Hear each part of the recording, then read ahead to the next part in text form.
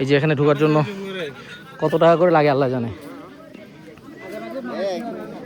করা যাবে না? আপনারা টাকা নিচ্ছেন, সব জানলে সবার টাকা পয়সা নিয়ে আসলো, সমস্যা নাই তো।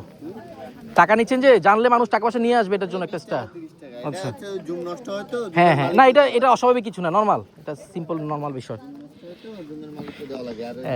একটা এত দূর থেকে এত মানুষ এত গাড়ি ভাড়া দিয়ে আসছে, এখানে 20-30 টাকা দিতে পারবে না?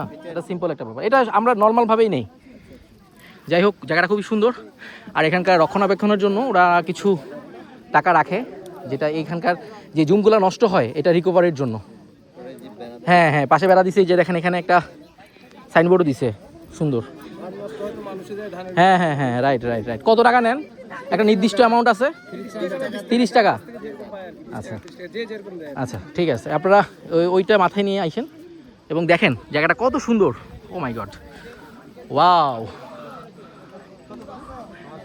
আজকে বৃষ্টির দিন, তাই একটু ঘোলা ঘোলা লাগতেছে, বাট জায়গাটা কিন্তু অনেক সুন্দর।